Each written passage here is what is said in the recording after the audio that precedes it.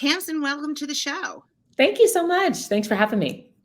Well, I'm looking forward to talking with you because I have looked at some of the content of you.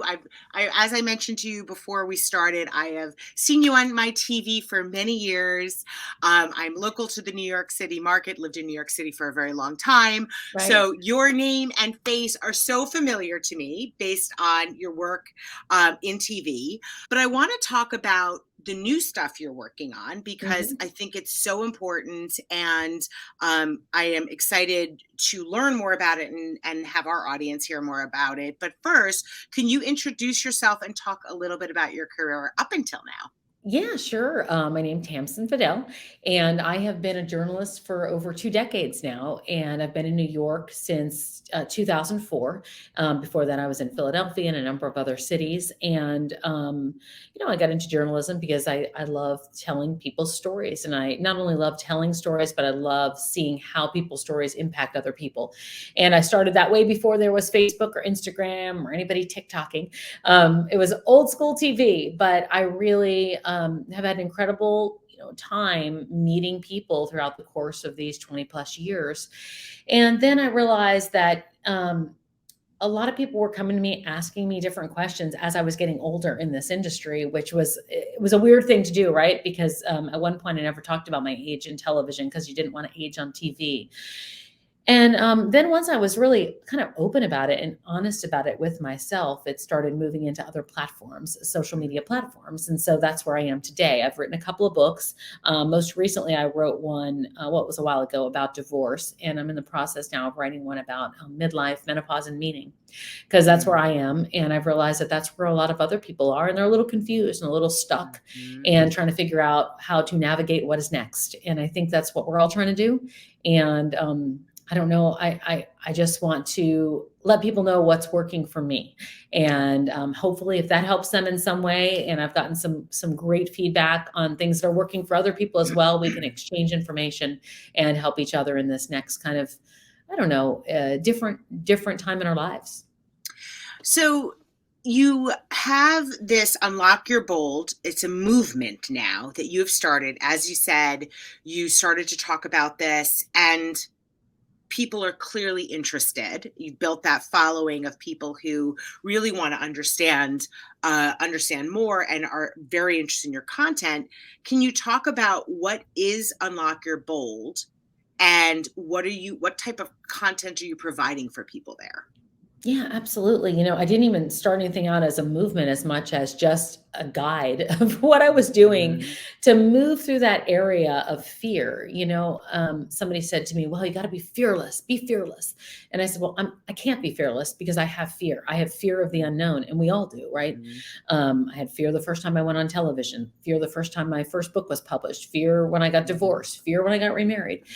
And so I didn't think it was as much about fear as really just kind of unlocking what was already inside of us, right? We already have this bold inside of us that we had when we were 20 years old and jumped without nets. But unlocking that again, unlocking that bold where we are right now and moving through that fear to get to the other side. And that was the only way I could keep describing it to myself. Like, okay, I've got to unlock that thing and get to it. I've got to unlock my 20-year-old self. I've got to unlock my 25-year-old self. And then I realized it wasn't really having anything to do with age. It was really about being bold about something, but bold doesn't come without fear, because I really thought the word fearless didn't make a lot of sense for me anyway.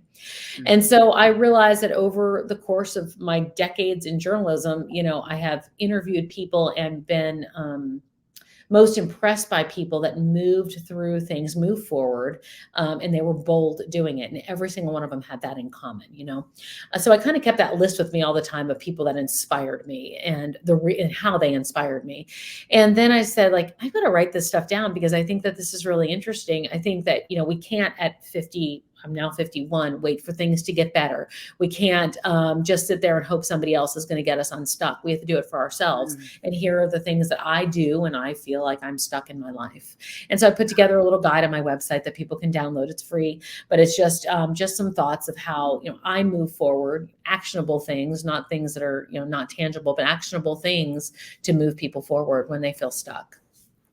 Yeah, and I love that you're talking about this feeling stuck, because I believe that a lot of people feel stuck at multiple times in their life, Mhm. and you don't have, you can feel stuck way before turning 50, let's say, Sure. right? Like there are things in our lives that happen in different stages, and we've heard from women because those are the people who we get to talk to all the time in our community of women that we talk to, that at a lot of different ages they Mhm. get this feeling of being stuck.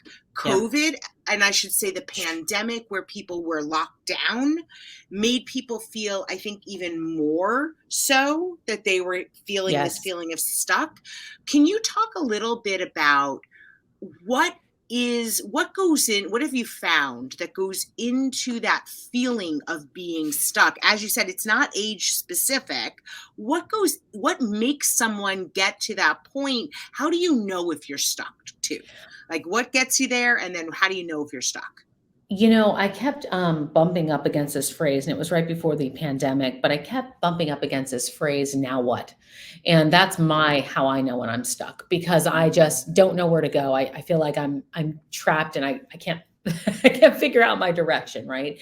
And I did other things to distract myself instead of move forward. So when I'm not in my best place, which is making lists, moving ahead, being actionable, when I am watching Netflix over and over again, scrolling social media constantly, looking at what anyone else is doing and saying it's always better than what I'm doing, not feeling motivated to work out and take care of myself. That's a big one. That's when I'm stuck. I'm stuck because I'm mhm, trying to find any other kind of diversion that there is out there to not do what it is that I need to do next. And sometimes I know what I need to do next and I'm stuck. And sometimes I don't know what I need to do next and I'm stuck. It can go either direction. Sometimes we're afraid, right? We know what's next. We know what we should or want to be doing next, but we don't know how to get there. And other times we just don't know. And yeah. so I think that that's those two words have really been impactful for me in my decision making of saying, okay, you're saying now what again? So you are stuck. That is so powerful. I that resonates a lot with me, and certainly what we've heard from people in talking about that feeling that they have. That, and you mentioned looking at what everyone else is doing and think, oh, Mhm. that's much better than what I'm doing. Yes. Can you talk a little bit about any advice or tips to help get unstuck when you're feeling stuck? Yeah, I think that first of all, I think like give yourself a break. That's Mm, that's the first thing. And I keep using this word, and I don't know if it comes with age or it just comes with reality of it all, but I think we've been through quite the time over the course of the past 2 years, right?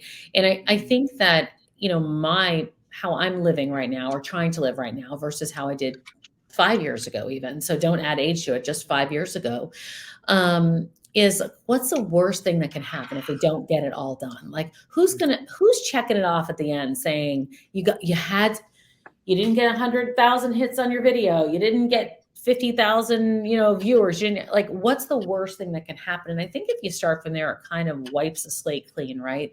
To think that wow, whatever I do is going to be enough. And I think you have to go in with that mindset because if not, look, there's always going to be somebody with more followers. There's always going to be somebody with more money, a bigger house, a skinnier body, more fame, more fortune, whatever it is. There's always going to be somebody else. So you've got to do what's best for you and enjoy this life that we're in right now. Because these moments are, I think we've realized in the past 2 years, they're going by fast.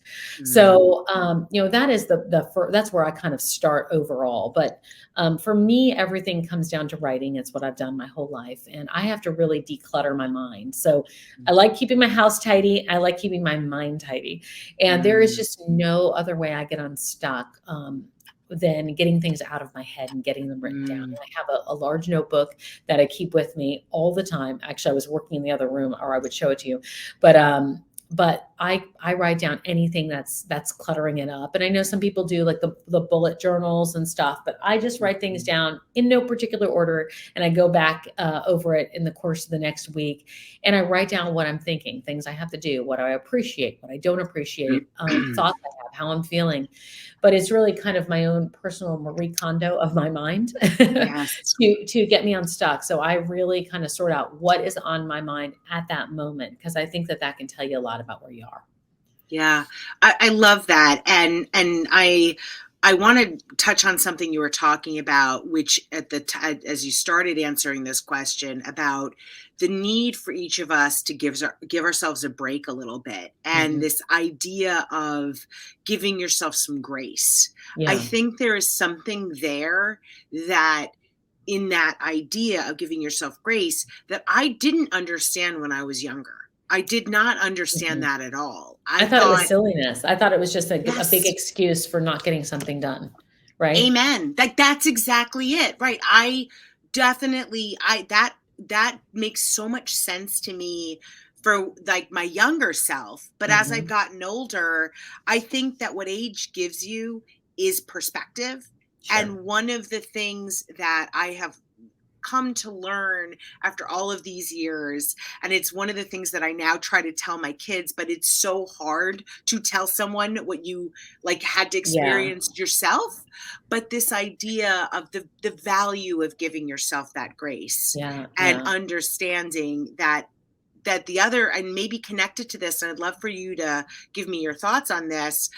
I think also connected is that as you also get older, you realize that life is not about this getting to this point and then you're going to be happy, or getting to that Mm. point and then you're going to be happy. It's an accumulation of all these different experiences, right? It really is. I remember my mom saying to me, life is a journey. And I'd be like, well, okay, what does that mean? Well, then I But wanna get as on the journey. I know. yes, exactly. My journey So hasn't started. yeah, and so you spend a lot of time now talking with people who are at this point in their life, the midlife point. What have you learned about that point, and what is most helpful for people to move forward with the lot of runway ahead of them, Mhm, right? Midlife, mhm. there's still a lot of runway ahead of you. Sure. How to go about getting past maybe what's in your head that's holding you back and keeping you stuck, to go achieve the things, and live the life that you want to. Maybe achieve is even the wrong word, but live the life you want to. Well, I think you raise a good point with the word grace, because I think Mm, grace and goals are 2 very different things, right? So you and I come from a generation of saying, "I can't take any time to rest. Someone else is gonna run right over me. I can't stop, or it means I'm not hustling. If I'm not hustling, I'm not getting there." I think that there are a lot of assumptions that we have been told as women of a certain age, as just people in general. But if we talk about this kind of midlife area, we're fighting against a lot of assumptions. We're too old to do what we mm, wanted. Options are limited now. We've missed mm. or lost opportunities because of our age. Best years are behind us. Stock's gone down. World's no longer looking at you. You got to be how you were 10 years ago to be successful. We have those in the back of our mind, always floating around, like all those little assumptions all the time. And I think that it's so important to acknowledge them, not ignore them, but acknowledge them and know they're there, and then realize that they're not, those are mistruths, like that is not true. Some of the most incredible people that I have seen succeed are people that have grace, go into whatever project, company, mission, charity that they want to do, and do it at such an unbelievable level, because they're not so panicked and holding everything so tight, that everything's so important. You've probably seen it yourself. People go into their second chapter or third chapter, and they're unbelievably successful because they're doing it with a different mindset, and that's a more Yes. relaxed mindset. And it's so important to get those mistruths out of your mind, so you can have that relaxed mindset when you go into that. I found that for me, I have to, I mean, I'm a student of it. I have to study it. It's not easy for me every day. When I'm on television, I think to myself, "Oh my gosh, people on TV are with me 20 years younger than me," and somebody would say, "Well, what difference does it make?" Well, it makes a difference. Like, it's in my Mhm, mind. That's how mhm, we've been trained. So I really mhm. do have to clean out my mindset to make sure I can go forward, and be honest with myself, and then be honest with my goals about what I want to do.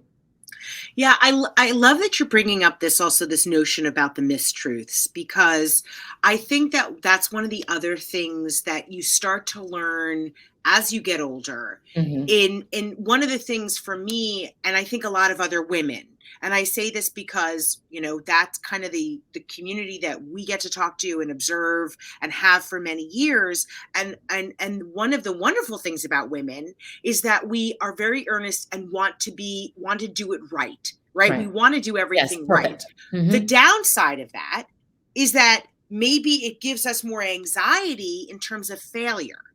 And the thing that I have learned that took me years and lots of experiences to figure out is that failure is not fatal. And that Mm-mm. failure it's not about, oh, I failed. I think there's what is that wonderful Nelson Mandela quote where I think he says that he never fails. He either wins or he learns something. Yep. And that did not resonate with me until I got older because I thought I can't fail. Like right Yeah, I don't now, have time for that quote yet, but I will one day. Yeah, that's exactly right. I feel the same way. I mean, those words are just so. Listen, those words are spoken from somebody who has experienced it, right? Like these quotes and memes and things that we see out there, and real historic quotes, those happen because somebody lived that. Somebody lived it and really understood it and experienced it, and yes, they're not just for reposting, they're for learning, right? They're from learning and really absorbing, and that's certainly one of those. And you do learn from failure, there's no question about that. And I agree with you that, as and maybe it's everybody, but I think in particular women, we feel like we don't have a lot of time, right? So we don't have time to fail. Like I'd like to fail, but I just don't have time for that right now. And I think that that's how we are as women. We just don't have time to fail. And so in truth, that gives us so much stress and so much anxiety. And then it winds up we're not where we wanted to be, or we get there and we're not really happy where we ended up because we weren't even paying attention to what the end goal was. And that's why number two on the list of of unlocking your bold is being honest with your goals, because I think sometimes we find ourselves working towards something that we didn't really want in the end, and that there's no bigger disappointment than that, right? You're working Mhm. so hard towards something and you're like, "Well, wait, why did I want this?"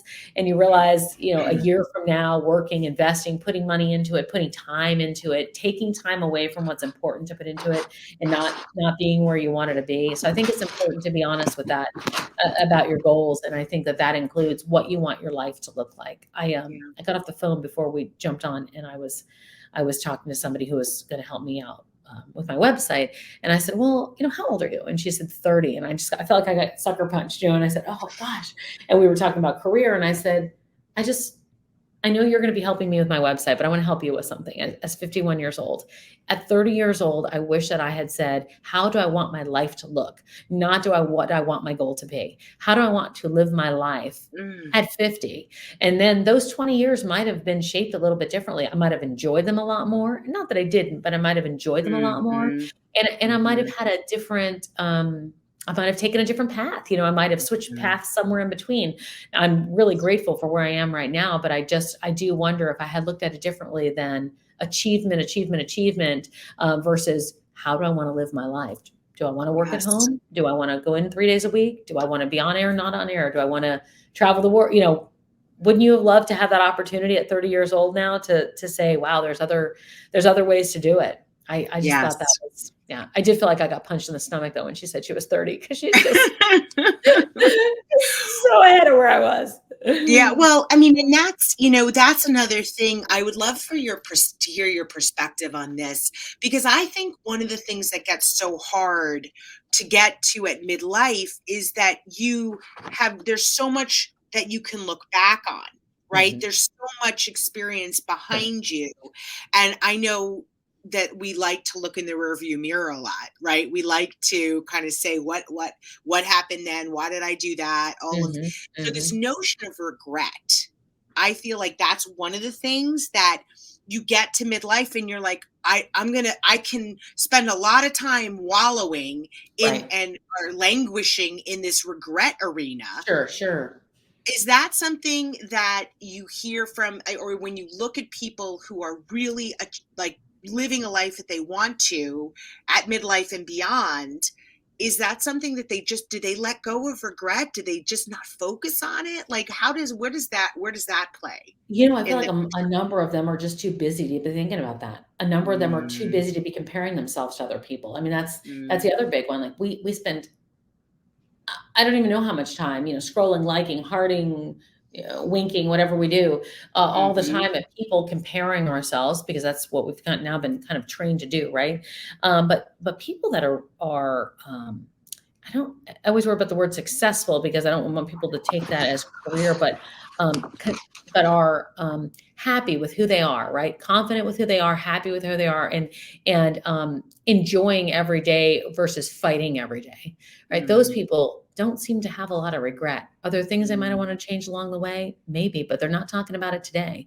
They're talking about right. what's happening tomorrow. And I think that that's really key because there is no way that you can know what's happening tomorrow if you're back here tinkering with, gosh, I wish I had done this and this and this and this Mm-hmm, 20 years ago. So when I talked to her this morning, I said, I'm telling you this because I don't know that I would have changed anything at all, but just so you're aware, look ahead and see where you want your life to, what you want your life to feel like, not mm. what you want to be doing, what you want your life to feel like, and then make your decision about your career. So, what are some of the steps then that women can take to start living their lives in a more boldly, no matter what their age? But what are some of those steps? Like, how do you do this? I think that I've put the list together and we've gone over some of them just by having a conversation here. But I think that first and foremost, you need to declutter your mind. You need to get it out of there and figure out what's going Mm-hmm. on that's blocking you. Because if you want to move forward boldly, that means going forward, dealing with transition. Because this is a time when we're dealing with tons of transition, not just how we look and how we feel and our health. We're dealing with transition of children, of possibly relationships, old relationships leaving, new relationships coming in, or the same relationship, but that transitions too if kids are out of the house now. If you have elderly parents, that takes time. I lost my stepmother last year. That flipped my whole life over and gave me another new perspective of how I want to live, and my father, and so I think that's important. And then I think number two is to be honest with your goals. What that's about. Do you really want what you think you want so you don't get there down the line? Not comparing yourself to other people. I think that creates incredible weakness. You literally weaken yourself and give away that good energy, because I think that there's room for all of us. There's not scarcity. If you're operating from a place of scarcity, you have to stop right now. I mean, there Mm-hmm. is abundance in this world. We've seen it. There's not just one of anybody. And Mm, I've said this for a long time, and I always worried it got taken. It would be taken like, oh gosh, it's such a horrible thought. But you got to live your someday today because we're not here forever. Like, and I think that that's what mhm, midlife also teaches us. We get to that. We're a mm, little closer to, we're aging every mhm, day. So a lot of us mhm, go around with these dreams of what we really want to do and how we want to live. And someday I'm going to take that class. Someday I'm going to learn that language. Someday I'm going to talk to that person. And I think it's important to say, live your someday today because we're not promised tomorrow. I lost my mom at the age I am today, and I'm very aware of it, keenly aware of the fact that, mm, we're not promised anything more than the here and now. And then mhm, finally, I think it's important, and you talked about it earlier, being, talking about perfection, but I think it's important to be, not be perfect, but be pleased. Like, be pleased with who mhm, you are and where you're at. Like, I think letting go of that perfect person feels really good. If you can do that yeah, every once in a while, right? Because nothing's gonna ever be perfect. It's just not gonna be perfect. So my guide has a little place for you to give you a kind note, to give yourself a kind little note and realize that, where you are, it's okay. It doesn't have to be perfect because there's no such thing, really. yeah. Well, and I love that you're bringing that up too, because I think just personally, one of the things that has worked really well for me is this thinking about what I'm grateful for and but being specific about it, not just saying, oh, I'm grateful for, my job. I'm great, but be specific and every day be thinking about some of those things. And I think that maybe it touches a little bit. And I'd like to just kind of get your perspective on this. A lot of women tell us that they struggle with self-awareness Mm. and understanding what's going on with them, understanding why are they in a bad, like I know I'm in a bad mood, let's say, but I don't know why. Yep. Or I know, I know that I just feel yucky, but I'm not sure why. Yeah. I'm curious if you have any tips for women who struggle with that, because it is something we hear a lot about how to really tap into what's going on with you. Yeah, I mean, that comes down to getting rid of the noise, right? And for being a little Mm-hmm. quiet, and that's the hardest thing to do because it's so scary. You never know what you're gonna hear if you get rid of all the noise. Mm-hmm. And I've had to practice that. That's not been an easy one for me. And I have two thoughts. One is obviously you can meditate. I have a hard time with that. I try. I'm not a great meditator. I have been okay listening to Headspace, but I have to do it when I'm like in the cab on the way to work. So, but I do try to take that time to quiet the noise, especially before I get on the air, because if I don't, I just really can't think. But the other thing I will say is this: I was going through a really tough time in my mid 40s to late 40s, and I didn't know I was having a problem, and I was in perimenopause, and that was not Mm-hmm. that was I didn't even know that word. I don't even know if it was a word then, but Mm-hmm. it wasn't a word in my Mm-hmm. vocabulary.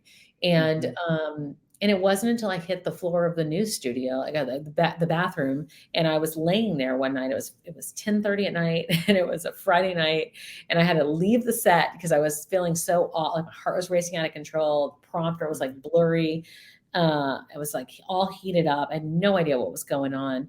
And I was in the middle of a panic attack, heart palpitations, hot flash, you name it. It was all coming together. It was Mm-hmm. hormones. And Mm-hmm. I was laying there on the floor, and I thought, oh my God, if I can get past whatever this feeling is, I swear I will take care of myself better. I will start paying attention. I will stop being so stressed out. Like I didn't know what it was. I didn't know if I was a heart attack or what. And so I really think it is important to not only like listen to those moments in your head and, take the time to clear the noise, but make sure there's not something else physically going on with you, because we often discard our health, and that's the last thing on our list. We don't ever talk about that. We talk about our career, we talk about our family, we don't talk about our health as a big priority on the list. Our health is like when we have an appointment, right? And so Mm-hmm. I've been doing a lot of talking about menopause, and it was certainly not something that I, as a news anchor, ever thought I was going to be talking about. It was like age or menopause. I wanted to tell other people's stories, but I have found that there has been such a conversation taking place with this. So I'm excited to be, at the table having that conversation right now. And so I implore anybody that feels that way, because I did, and I was put on antidepressants because I couldn't get out of my own funk. 'Cause I want to age, but I want to age well. I don't want to just be older. I want to age well. I don't want to suffer as I'm continuing to get up there in the years. As Yeah. best I Well, and I think that you're raising a really good point, because I think the other element of this is it's, I think people are maybe assume, well, it's all in my head, but Right, it right. may, it very well could not be, especially if you're a woman in midlife. It could be something very physical going on with you that needs to be explored.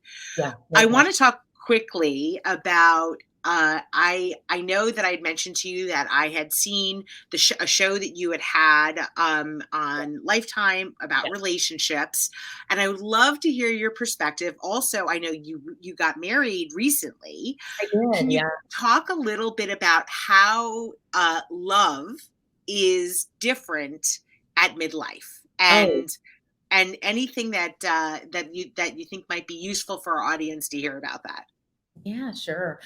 So I got divorced in my early 40s, and that was, you talk about transition. That was a transition. I wasn't not no one's I don't think anyone's ever prepared for that. I certainly wasn't, after having a show about relationships. And then I wound up spending a long time by myself. I dated, and I made a lot of those mistakes that went back to, one of my exes. I'm like, this time it's going to work out. It didn't work out for 20 years, but it's going to work out. And so that was the big mistake I made. And then I wound up meeting my husband several years ago now, but at a conference, a television conference, because he's in the talk show space. Um, and I could tell he was instantly like, he had a sticky on me. Like he was like, dun dun. And I went, oh no, I have things to do. I am not interested in marriage or relationships. And I'm not going to have kids now because I'm too old. And I'm not going to, I had all this, had my narrative. Mm-hmm. And my narrative got shifted on its head. So I will say I got married in October at 50. I have a great relationship. Like I really love it. Like I wake up every day feeling good about me. and I'm feeling good about us, and it's easy. Mhm. And I've Mhm. never been in a relationship that was easy, that didn't have Mhm. this whole basket of problems I had to bring to my girlfriends every day to help solve before I came back to the relationship, right? Mhm. So it's really nice, and I know that a lot of people have gone through divorce, or there's a lot of divorces out there they call gray divorces, which is a little annoying of a topic, but getting divorced in or a title, but getting divorced in midlife, and I know it's not easy, but I will say this: a few things. If you're out there and you're dating, first, I need you to really be okay with yourself before you do Mhm. anything else. Because if you do not know who you are, you're going to wind up going to the exact same person you just left. That is Mhm. that is how it happens. It just, you Mhm. have got to know who you are, and you've got to fall back in love with yourself. And after my divorce, I wrote a book about it called The New Single, and it was more of an actionable prescriptive book, but it really was about the fact that you've got to know who you are. And I took like 90-day increments to help people do that. And I felt that that was important to me. And I think it helped me realize who I was. Now, when I met him, I was not ready for him because I didn't think, I was not getting married again. I had all of that.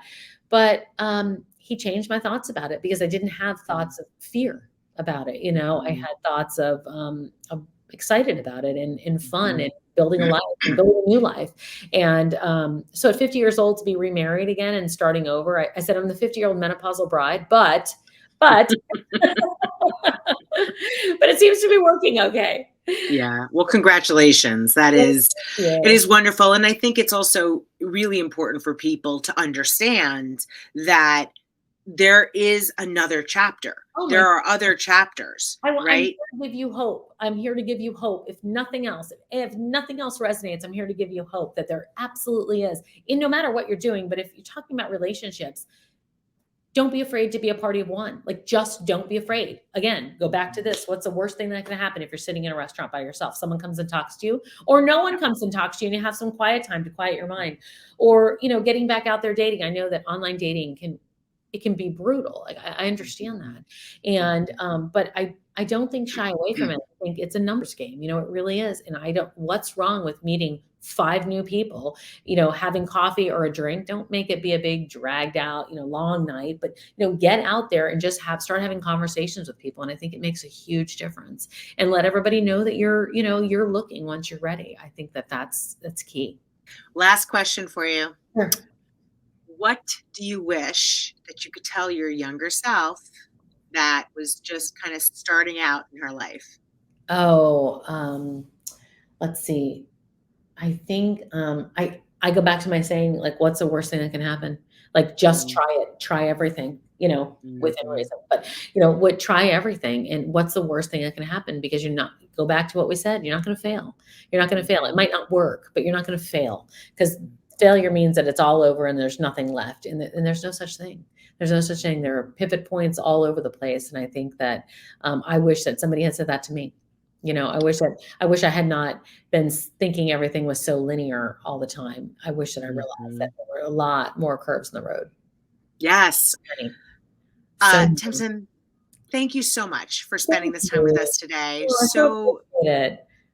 yeah, I love talking with you. And where can people follow you if they Oh, want sure. to learn more about what you're doing? Yeah, tamsenfadal.com, and then I also have a YouTube page where I do videos with just like what's going on, advice, and I try to interview thought leaders that I don't know have really helped me in my journey. And that's Tamsen Fadal. And I'm also on TikTok now. So I've been Mhm. enjoying that. I've been really having a good time on TikTok. So come join me there and say hello. Awesome. Thank you.